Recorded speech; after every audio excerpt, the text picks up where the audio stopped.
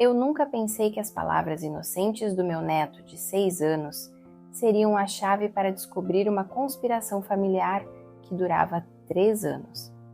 Às 19h47 daquela véspera de Natal, um gravador escondido no meu casaco transformaria uma suspeita em verdade devastadora.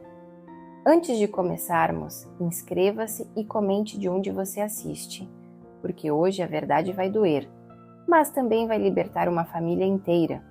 Meu nome é Helena, tenho 67 anos e sempre acreditei que família é sagrada.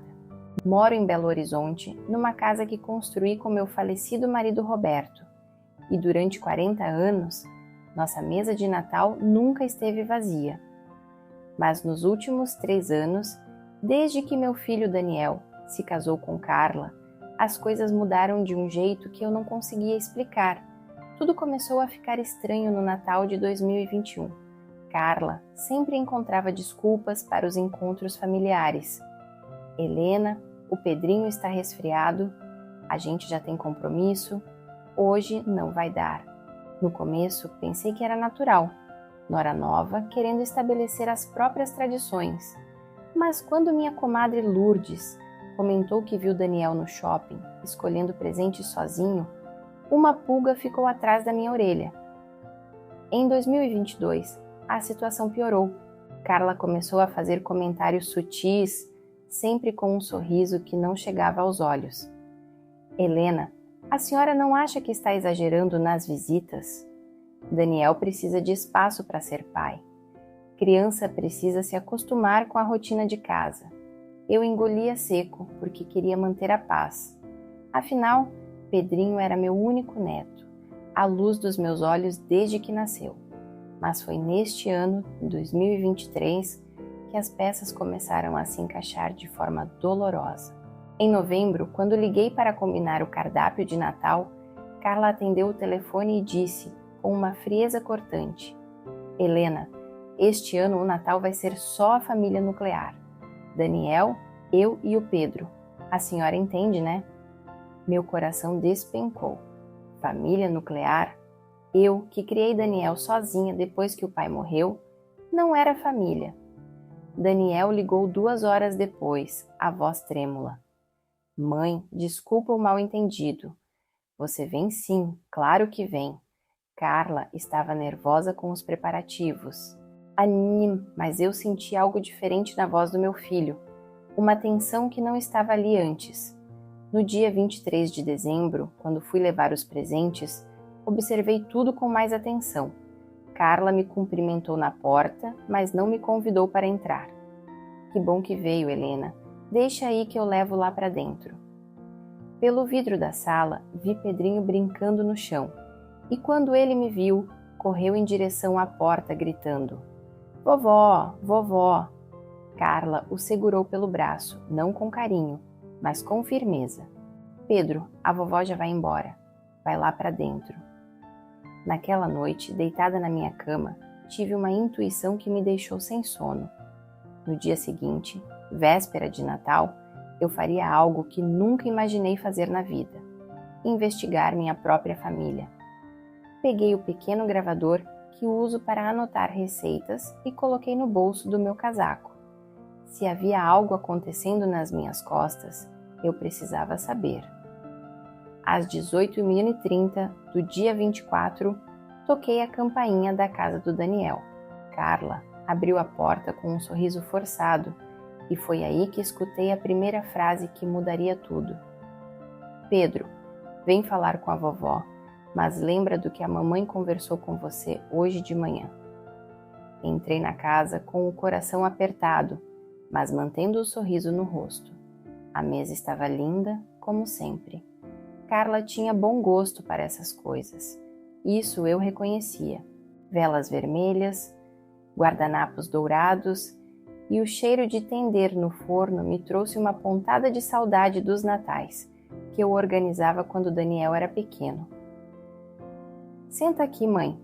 Daniel me conduziu para uma cadeira na lateral da mesa. Estranhei, porque tradicionalmente eu sempre sentava na cabeceira. Era meu lugar desde que Roberto morreu. mas engoli a observação e acionei discretamente o gravador no meu bolso.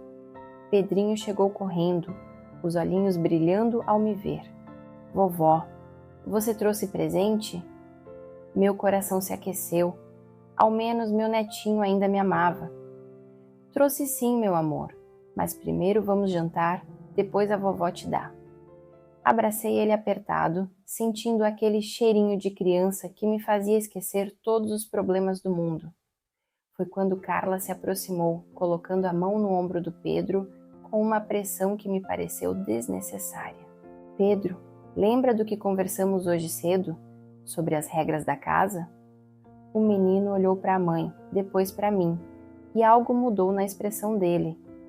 Uma sombra passou pelos seus olhos, como se ele estivesse tentando lembrar de algo importante. Durante o jantar, tentei puxar conversa sobre os planos para o próximo ano, as férias escolares do Pedro, os trabalhos do Daniel, mas todas as minhas tentativas eram cortadas por Carla, que desviava o assunto ou respondia por todos. Helena, o Pedro vai passar janeiro na colônia de férias. Vai ser bom para ele aprender independência. Daniel está pensando numa promoção que vai exigir muito mais tempo. A gente está repensando algumas tradições familiares, né, amor? Daniel apenas assentiu, mas vi que ele evitava meu olhar. Meu filho, que sempre foi aberto comigo, estava diferente, distante, como se estivesse representando um papel. Depois do jantar, quando fui ajudar a recolher os pratos, Carla me barrou na porta da cozinha. Deixa que eu cuido, Helena. A senhora fica aí descansando. O tom era educado, mas a mensagem era clara. Eu não era bem-vinda nem para ajudar. Foi então que aconteceu o momento que mudou tudo. Pedrinho, que tinha ficado quieto durante a sobremesa, de repente se levantou da cadeira e veio até mim. Subiu no meu colo como fazia desde que era bebê e sussurrou no meu ouvido palavras que me gelaram o sangue. Vovó, a mamãe disse que a senhora tem que ir embora porque está atrapalhando nossa família. Ela disse que você fica ligando demais e que o papai fica triste depois que você vem aqui. Senti o mundo girar. Mas antes que eu pudesse processar completamente, Pedro continuou, agora em voz alta, como se estivesse recitando. Vovó, a mamãe disse para a senhora ir embora. O silêncio que se seguiu foi ensurdecedor. Daniel ficou vermelho, Carla pálida. E eu senti uma força que não sabia que ainda existia em mim. Pedro, meu amor, disse, mantendo a voz calma enquanto meu coração batia disparado. A vovó entendeu. Você pode ir brincar lá no seu quarto? O menino desceu do meu colo e saiu correndo, alheio ao terremoto que tinha acabado de causar. Levantei devagar, peguei minha bolsa e olhei diretamente para Carla. Interessante como as palavras das crianças às vezes revelam verdades que os adultos preferem esconder. Helena, não é isso que você está pensando. Daniel tentou se explicar, mas Carla o cortou. Acho melhor a senhora ir mesmo. Está ficando tarde e Pedro precisa dormir cedo. Caminhei até a porta, mas antes de sair, me virei para os dois. Vocês sabem onde me encontrar quando quiserem ter uma conversa honesta sobre o que está realmente acontecendo aqui. Saí daquela casa com uma certeza. Aquilo não tinha sido um mal-entendido.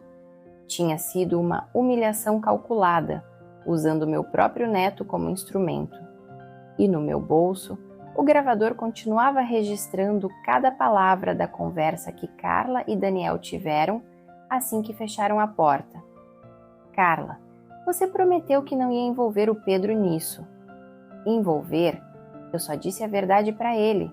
Sua mãe realmente atrapalha nossa família, Daniel. E você sabe disso. Cheguei em casa decidida. No dia seguinte, dia de Natal, eu faria o que deveria ter feito há muito tempo. Acordei às 6 da manhã do dia 25 de dezembro, com uma clareza mental que não sentia há anos. Fiz meu café, sentei na varanda e comecei a planejar. Não era só sobre mim, era sobre Pedro, sobre a família que eu tinha construído e sobre o direito de uma avó de amar seu neto. Primeira ligação, para minha comadre Lourdes. Lourdes, preciso de um favor. Você ainda tem contato com a Márcia, aquela que trabalha no banco onde o Daniel tem conta? Tenho sim, Helena. Por quê? Preciso saber se está havendo movimentações estranhas na conta dele. Pressão financeira, empréstimos, qualquer coisa. Lourdes hesitou. Helena, isso é sério. O que está acontecendo? Contei tudo para ela. A mudança de comportamento, as desculpas constantes e principalmente a cena da noite anterior. Lourdes ficou indignada. Essa Carla sempre me pareceu calculista. Lembra quando eles estavam namorando e ela perguntou sobre a sua casa, se você tinha pensado em fazer testamento? Meu sangue gelou. Isso tinha acontecido mesmo, mas na época pensei que fosse só curiosidade de uma pessoa jovem sobre questões familiares. Lourdes, preciso de mais informações. Liga para Márcia e vê o que ela pode descobrir discretamente. E tem mais uma coisa. Você conhece alguém que entende de gravações que possa me ajudar a transferir o áudio do meu gravador para o celular? Conheço sim. Meu genro trabalha com essas coisas. Pode trazer aqui em casa às 14 horas. Segunda ligação, para Dona Conceição, vizinha de Daniel. Dona Conceição, desculpa incomodar no Natal, mas a senhora tem reparado em alguma coisa diferente na casa do Daniel? Oi, Helena. Que bom falar com você. Olha, até que enfim alguém pergunta isso. Tem umas coisas esquisitas, sim. Esses últimos meses, o Daniel sai muito cedo e chega muito tarde. E a Carla, ela recebe umas visitas estranhas quando ele não está. Meu coração disparou. Que tipo de visitas? Um homem de terno, sempre de carro preto. Fica lá umas 2 horas, sempre às quartas-feiras de manhã, quando o Pedro está na escola e o Daniel trabalhando. Pensei em contar para o Daniel, mas não sei se é problema meu. Dona Conceição, a senhora consegue ver a placa do carro ou sabe que horas ele chega? Sempre entre 10 horas e meio-dia. Da placa eu não lembro, mas posso anotar da próxima vez. Helena, está tudo bem? Você parece preocupada. Estou investigando umas coisas. Se a senhora puder anotar qualquer movimento estranho e me passar, eu agradeço muito. Às 14h estava na casa da Lourdes. Seu genro, um rapaz chamado Bruno, transferiu a gravação do meu aparelhinho para o meu celular e me ensinou a usar um aplicativo que deixava o áudio mais claro. Dona Helena, essa gravação está muito boa. Dá para ouvir tudo perfeitamente. A senhora quer que eu melhore a qualidade? Pode ser, Bruno. E me ensina como mandar isso por WhatsApp? Às 16 horas, Lourdes me ligou com informações que me deixaram sem chão. Helena, senta aí. A Márcia conseguiu umas informações. Daniel fez um empréstimo de R$80 mil há 6 meses. E tem movimentações mensais saindo da conta dele de R$2.500, sempre no dia 15, sempre para a mesma pessoa. Carlos Roberto Silva. Carlos Roberto Silva. Esse nome não me era familiar, mas alguma coisa me dizia que ele estava conectado com as visitas misteriosas que Dona Conceição tinha mencionado. Liguei de volta para ela. Dona Conceição, a senhora conseguiu ver o homem de terno hoje? Consegui sim. Anotei tudo. Carro preto, placa HTX 4N521, chegou às 10h15, saiu às 11h50. E Helena, tem mais uma coisa. Eu vi pela janela que ele entregou uns papéis para Carla e ela assinou. Minha cabeça estava girando, mas as peças começavam a se encaixar. Empréstimo de R$80 mil, pagamentos mensais de R$2.500, homem de terno com papéis para assinar, Carla me afastando sistematicamente da família. Às 19 horas, decidi fazer a ligação mais difícil, para Daniel. Mãe, como você está? Sinto muito pelo mal-entendido de ontem. Daniel, preciso conversar com você, pessoalmente. É sobre coisas que descobri hoje que envolvem você, Carla e Pedro. Silêncio do outro lado. Que tipo de coisa, mãe? O tipo de coisa que é melhor conversarmos cara a cara. Amanhã, às 15 horas, no Shopping Cidade, praça de alimentação, sozinho. Mãe, Daniel, é sobre os 80 mil reais, sobre Carlos Roberto Silva e sobre o que realmente está acontecendo na sua casa. Sozinho, às 15 horas. Desliguei antes que ele pudesse responder. Aquela noite, organizei todas as informações que tinha coletado. A gravação da véspera de Natal, os dados do empréstimo, as informações sobre as visitas misteriosas e principalmente a certeza de que meu filho estava sendo manipulado de uma forma que eu precisava entender completamente antes de agir. Às 23 horas, recebi uma mensagem no WhatsApp de um número desconhecido. Dona Helena, não se meta em assuntos que não são seus. Alguns problemas são melhores deixados em paz. Minha resposta foi imediata. Quem é você e como conseguiu meu número? A resposta não veio, mas aquela mensagem me deu a confirmação final de que estava no caminho certo. O dia 26 de dezembro amanheceu nublado, combinando com meu estado de espírito. Às 9 horas da manhã, decidi dar uma passada na casa do Daniel antes do nosso encontro marcado. Precisava ver Pedro e, principalmente, observar Carla quando ela não esperasse. Estacionei na rua de trás e caminhei pela viela que dava no quintal dos fundos. A porta da lavanderia estava entreaberta e o que escutei me fez o sangue gelar nas veias. Carlos, eu te disse que precisa de mais tempo. A velha está desconfiando de alguma coisa. Era a voz da Carla, em tom baixo, mas firme. Carla, já são 6 meses que estamos nisso.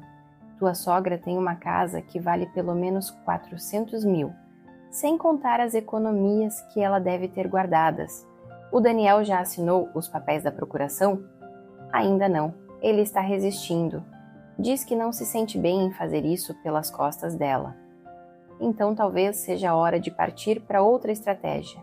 Acidentes domésticos acontecem principalmente com pessoas idosas. Minha perna tremeu. Segurei na parede para não cair. Eles estavam planejando algo contra mim, algo que envolvia minha casa, meu dinheiro e, aparentemente, minha vida. Carlos, isso não. Eu disse que seria só questão de isolá-la da família, fazer ela se sentir rejeitada até ela querer se mudar para alguma casa de repouso. Aí o Daniel herdaria tudo naturalmente. E se ela não quiser? Velha teimosa pode durar mais 20 anos. Você quer ficar pagando os juros do empréstimo por 20 anos? Entendi tudo. O empréstimo de 80 mil reais não era para Daniel, era para essa dupla. E os 2.500 reais mensais eram juros que Daniel pagava sem saber do que se tratava verdadeiramente. Afastei-me devagar, voltei para o carro e imediatamente liguei para Bruno, o genro da Lourdes. Bruno, preciso de mais uma ajuda urgente. Consegue descobrir quem é Carlos Roberto Silva? CPF, endereço, antecedentes? Posso sim, dona Helena. Me dá umas 2 horas. Às 11h30, Bruno me ligou com informações que completaram o quebra-cabeça. Dona Helena, esse Carlos Roberto Silva tem um histórico pesado. Já foi processado 3 vezes por estelionato, 1 vez por ameaça, e atualmente está sendo investigado por aplicar golpes em idosos. O esquema dele é sempre o mesmo. Se aproxima de famílias endividadas, oferece empréstimos fáceis e depois usa os parentes como ponte para acessar bens de pessoas mais velhas. Bruno, consegue me arranjar cópias desses processos? Consigo. Minha namorada trabalha no fórum. Te mando por e-mail até às 13 horas. Às 13h30, eu tinha em mãos um dossiê completo sobre Carlos Roberto Silva. 5 famílias diferentes tinham sido vítimas do mesmo esquema.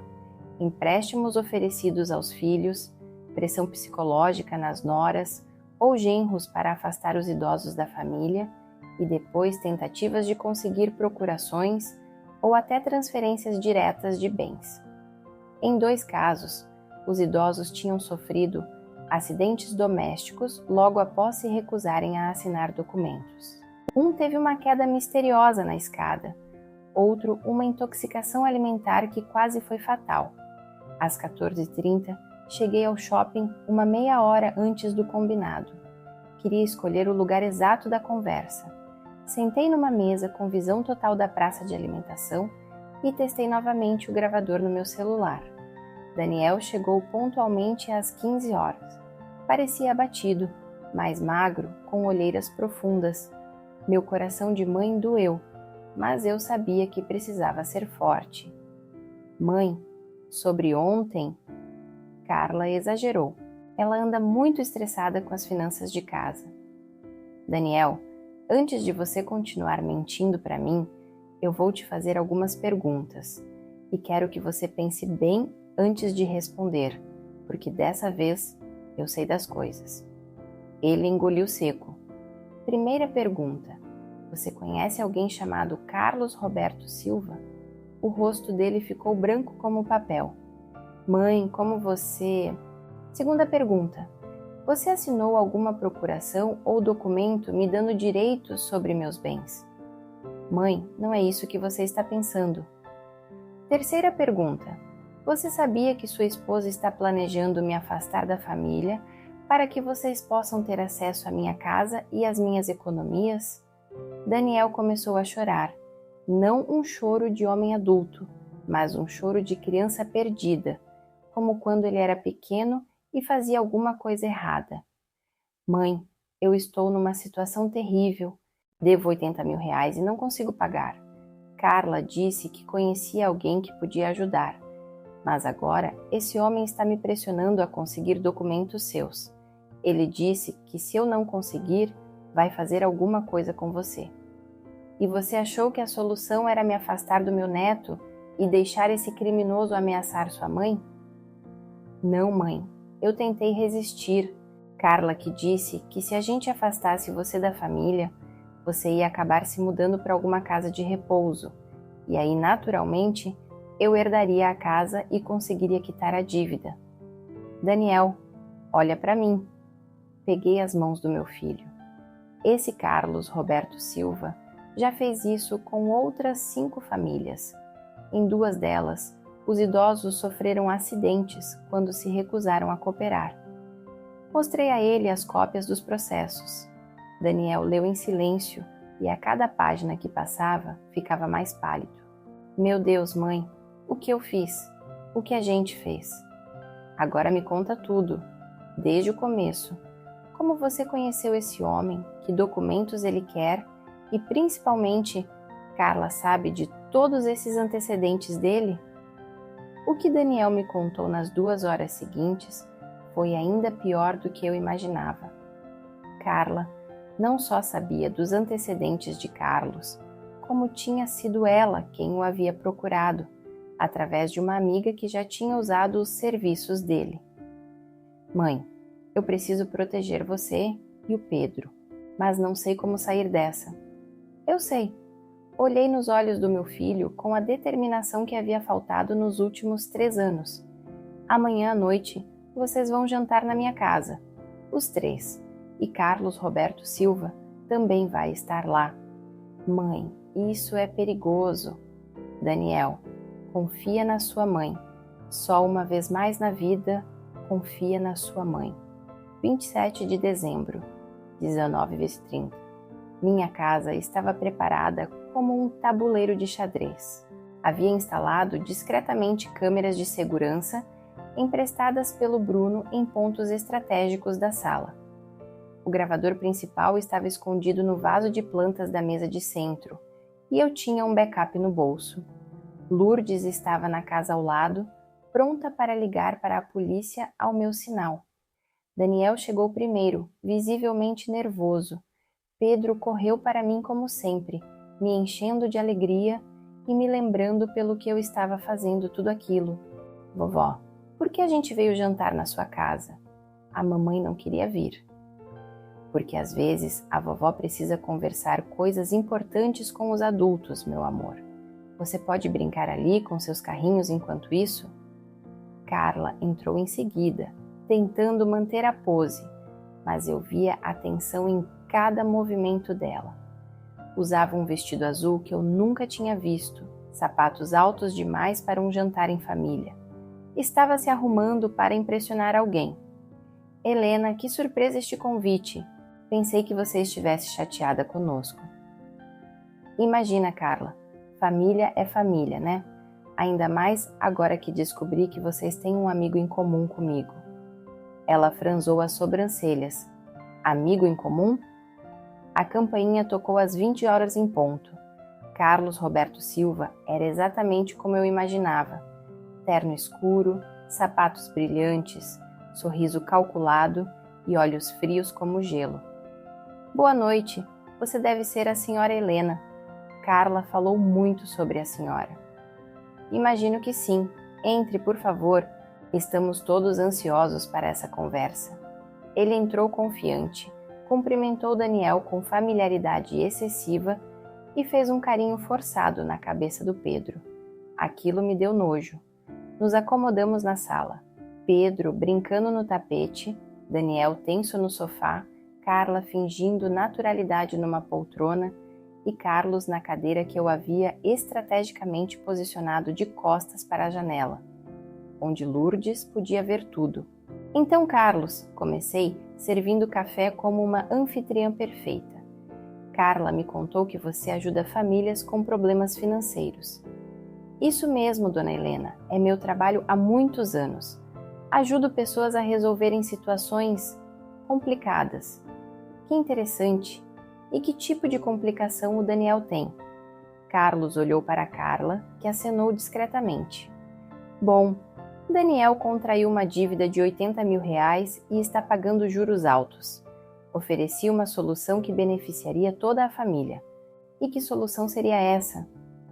A senhora tem bens consideráveis, esta casa, economias. Se o Daniel tivesse uma procuração, poderia usar esses recursos temporariamente para quitar a dívida e depois repor tudo com juros menores. Entendo. E se eu não concordar? O sorriso dele ficou mais sinistro. Dona Helena, pessoas da sua idade, às vezes, precisam de ajuda para tomar decisões. Às vezes, é melhor para todos quando elas escolhem locais mais seguros para viver. Casas de repouso têm profissionais capacitados. E se eu ainda assim não concordar? Carlos se inclinou para a frente, baixando a voz. Senhora Helena, acidentes domésticos são muito comuns em pessoas de idade. Escadas, banheiros escorregadios, problemas com gás. Seria uma pena se algo assim acontecesse. Pronto. Ele tinha se entregado completamente. Carlos, disse eu levantando e caminhando até a estante. Você conhece a diferença entre um criminoso inteligente e um burro? Ele ficou confuso. Como assim? O inteligente pesquisa suas vítimas antes de ameaçá-las. Peguei uma pasta que estava escondida atrás dos livros. O burro entra na casa de uma ex-delegada aposentada e faz ameaças de morte sendo gravado. O silêncio na sala foi total. Carlos empalideceu. Carla se levantou bruscamente. Daniel arregalou os olhos. Isso mesmo, Carlos Roberto Silva, CPF 123.456-1709-10, natural de Contagem, com passagens por estelionato, ameaça e formação de quadrilha. Eu trabalhei 35 anos na Polícia Civil antes de me aposentar. Você achou que eu não ia investigar? Abri a pasta e espalhei os documentos na mesa.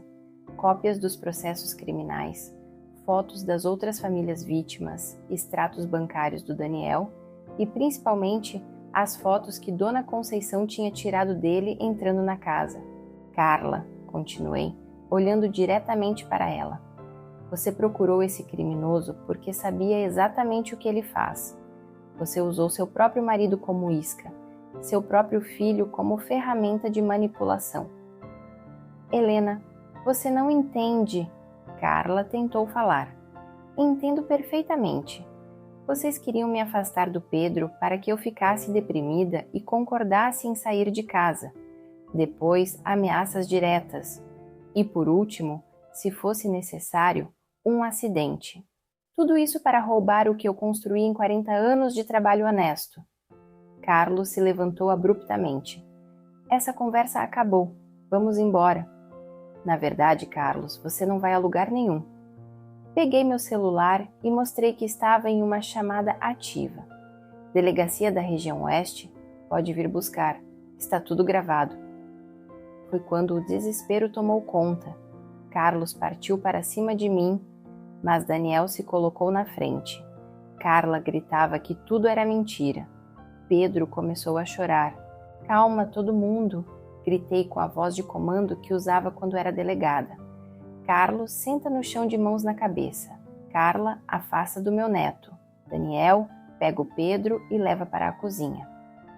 2 viaturas chegaram em 5 minutos. Os policiais já sabiam de tudo. Eu havia enviado cópias de todas as provas para o delegado plantão na noite anterior. Enquanto Carlos era algemado, ele ainda tentou me ameaçar. A senhora não sabe com quem está mexendo. Eu sei exatamente com quem estou mexendo. Com um criminoso de 3ª categoria que subestimou a vítima errada. Carla foi conduzida para a 2ª viatura. Antes de entrar, ela gritou para Daniel: "Você vai me perdoar. Eu fiz isso por nós, pela nossa família." Daniel, segurando Pedro no colo, apenas balançou a cabeça. "Carla, você destruiu nossa família." Quando as viaturas saíram, a casa ficou em silêncio. Pedro, ainda assustado, veio até mim. "Vovó, por que a mamãe foi com os policiais?" Ajoelhei na altura dele, secando suas lágrimas. "Meu amor, às vezes as pessoas fazem escolhas ruins e precisam aprender com isso. Mas você não precisa se preocupar. A vovó e o papai vão cuidar de você." Daniel se aproximou, os olhos vermelhos de choro.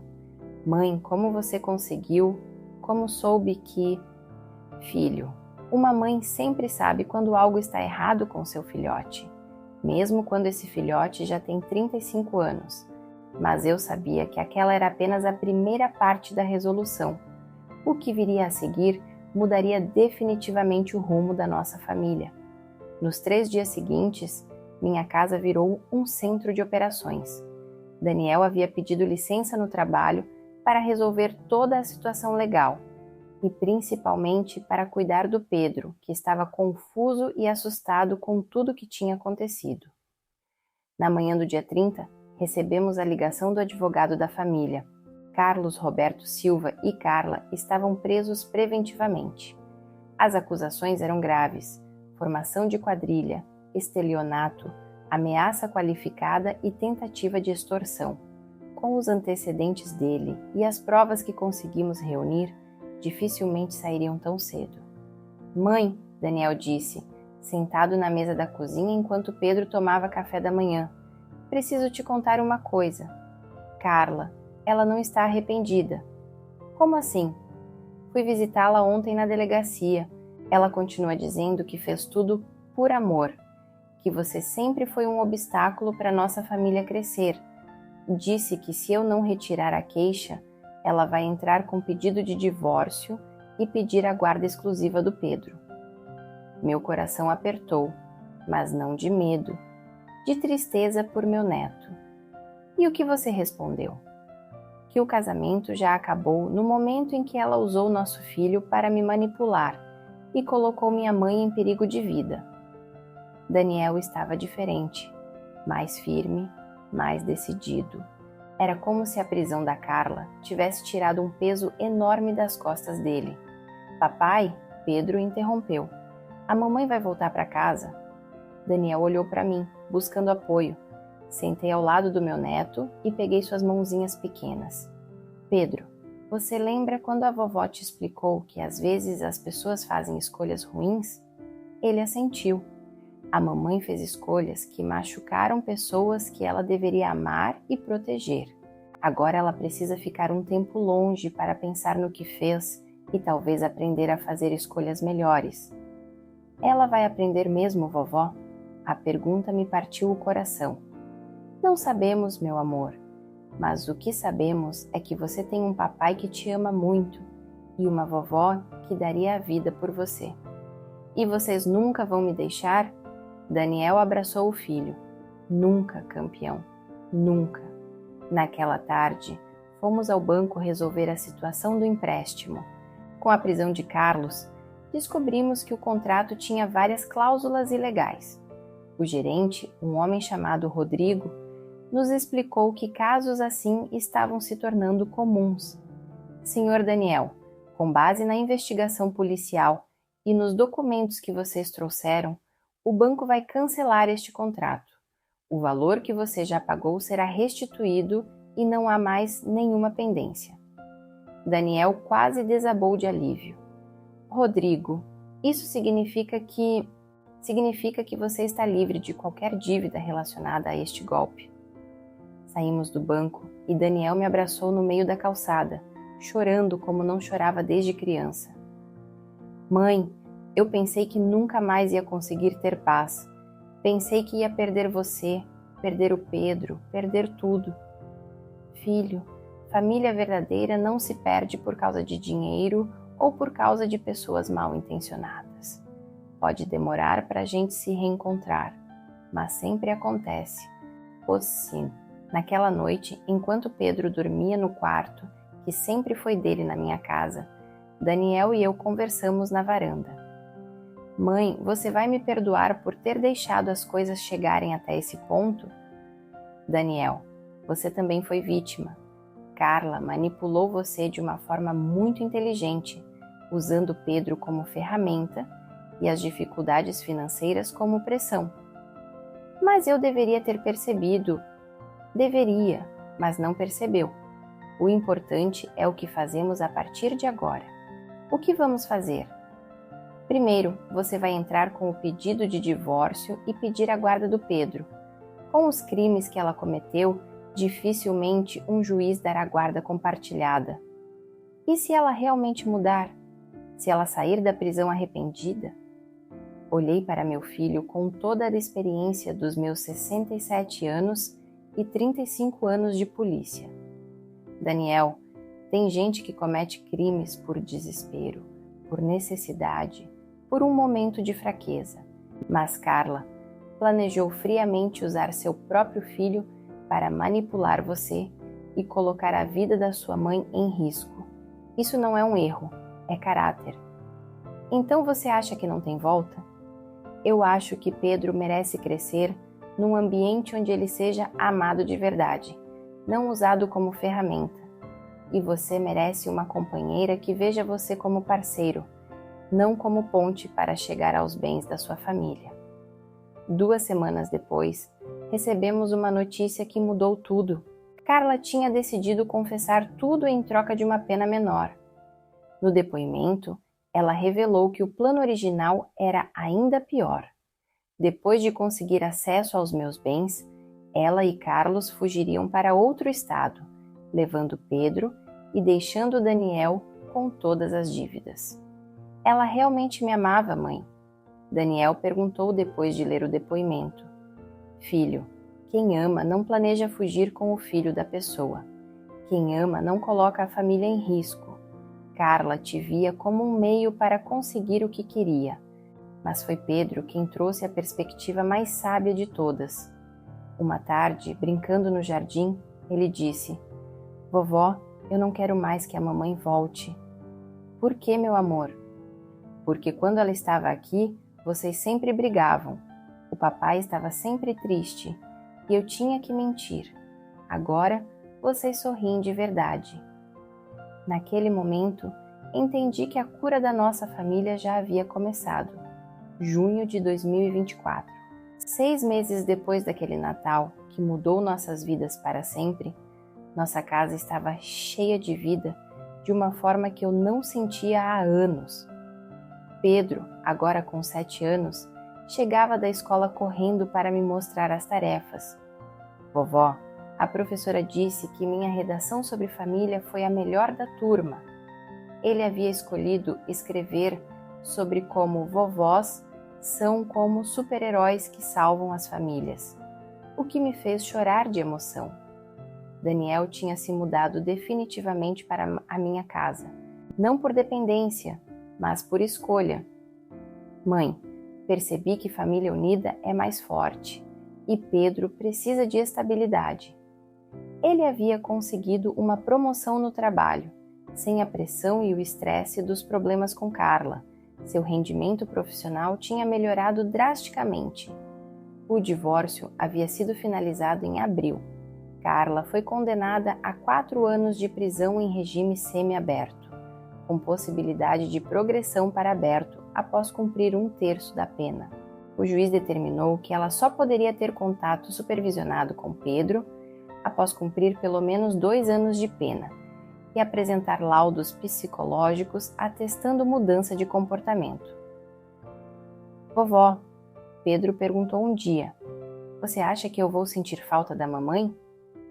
Meu amor, é natural sentir falta das pessoas que amamos, mesmo quando elas fazem coisas ruins. Você pode amar a mamãe e ao mesmo tempo entender que ela fez escolhas que machucaram nossa família. E se ela quiser me ver quando sair da prisão? Se ela realmente mudar, se ela aprender a amar de verdade sem querer machucar ninguém, talvez, mas isso só vamos saber lá na frente. Por enquanto, você está seguro e amado aqui com a vovó e o papai. A maior transformação foi em Daniel. Meu filho havia descoberto uma força interior que eu não via desde que ele era adolescente. Começou a fazer terapia, entrou numa academia e até começou a namorar. Uma professora chamada Marina que conheceu numa reunião escolar do Pedro. Mãe, posso trazer a Marina para jantar domingo? Claro, filho, mas ela sabe de toda a nossa história?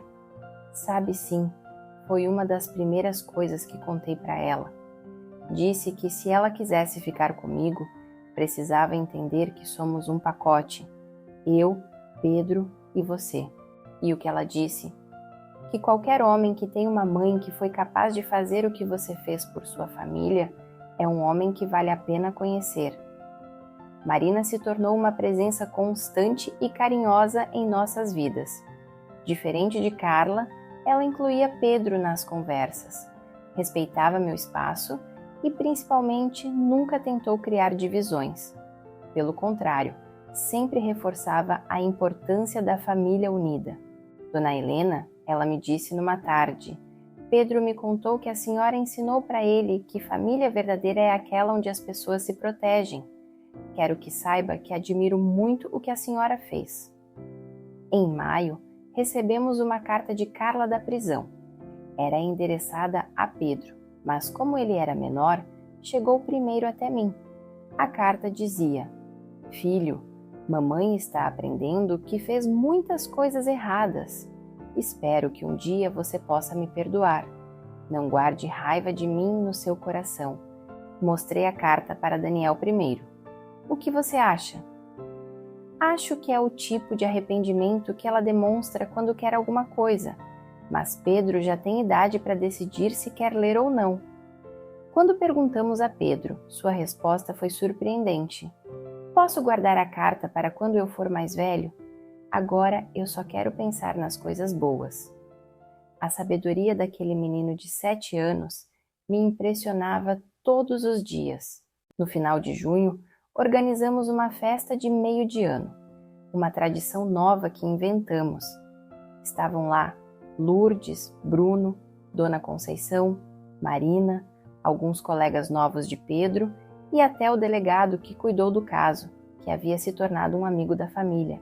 Helena, disse o delegado, vocês sabem que o caso de vocês virou um modelo para treinar policiais sobre golpes contra idosos? Como assim?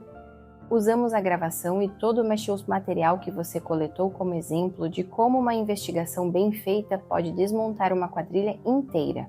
Carlos já foi ligado a pelo menos mais 3 casos similares.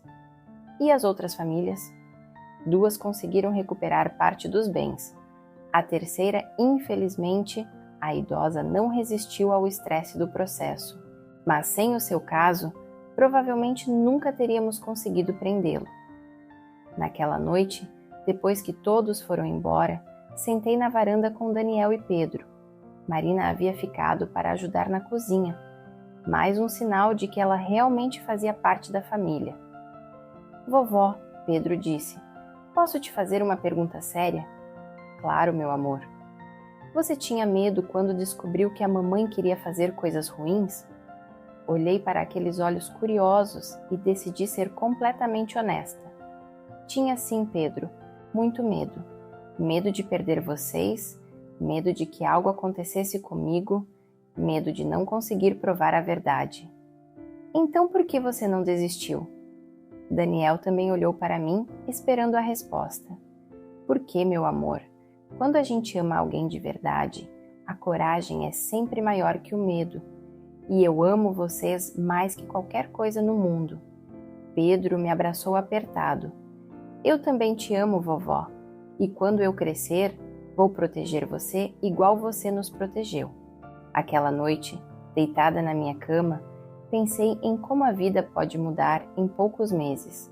6 meses antes, eu era uma avó rejeitada, ameaçada e em perigo. Agora, eu era o centro de uma família reconstruída, mais forte e mais unida do que nunca. Às vezes, as maiores traições nos levam às maiores libertações. Hoje, enquanto gravo este relato, Pedro está na escola, Daniel no trabalho e Marina organizando os detalhes do casamento que será em março. Nossa casa respira paz de uma forma que eu não sentia há anos. Mas quero terminar esta história falando diretamente para você que está me escutando. Talvez você seja uma avó que sente que está sendo afastada dos netos. Talvez seja um pai ou mãe percebendo manipulações na família. Ou talvez seja alguém que, como meu Daniel, está sendo usado sem perceber. O que aprendi nesses 2 anos é que a verdade tem um poder transformador que vai muito além da nossa imaginação. Quando tive coragem de investigar, de gravar, de enfrentar, não estava apenas me defendendo, estava salvando minha família inteira. Pedro hoje é uma criança segura, feliz, que sabe que é amado sem condições. Daniel descobriu que pode ser forte e escolher parceiros que o complementam, ao invés de explorá-lo. E eu? Descobri que nunca é tarde para lutar por quem amamos. Quantas famílias estão sendo destruídas neste momento por pessoas que manipulam, mentem e usam até mesmo crianças para conseguir o que querem? Quantos idosos estão sendo afastados de seus entes queridos por golpistas disfarçados de genros e noras? A diferença entre ser vítima e ser protagonista da própria história está numa única decisão: a decisão de não aceitar mentiras, mesmo quando vem de pessoas que deveriam nos amar. Se você está vivendo algo parecido com o que vivemos, se seu instinto está gritando que algo não está certo, confie nele, investigue, se proteja, grave conversas quando necessário, busque ajuda de pessoas de confiança e, principalmente, lembre-se de que família verdadeira é aquela que nos protege, não aquela que nos usa. Carla continua cumprindo sua pena. Carlos foi condenado a 8 anos e está envolvido em outros processos. As outras famílias que foram vítimas dele conseguiram alguma reparação graças ao nosso caso. Mas o mais importante é isto: nossa família não apenas sobreviveu, ela renasceu mais forte, mais unida, mais verdadeira. Porque quando enfrentamos as mentiras com coragem, quando escolhemos a verdade, mesmo quando ela dói, quando decidimos proteger quem amamos a qualquer custo, é aí que descobrimos do que realmente somos feitos. E você? De que é feito quando precisa proteger sua família? A resposta pode estar mais próxima do que imagina. Esta foi a história de como um jantar de Natal quase destruiu nossa família, mas acabou nos mostrando que o amor verdadeiro é sempre mais forte que qualquer manipulação. Obrigada por terem me acompanhado até aqui. Que vocês nunca precisem passar pelo que passamos, mas se precisarem, que tenham a mesma coragem que descobrimos ter. E lembrem-se, família se protege com verdade, não com silêncio. Se essa história te emocionou, se inscreva no canal e ative o sininho. No próximo vídeo, você vai conhecer uma reviravolta que ninguém esperava, uma descoberta que mudou uma vida para sempre. Não percam!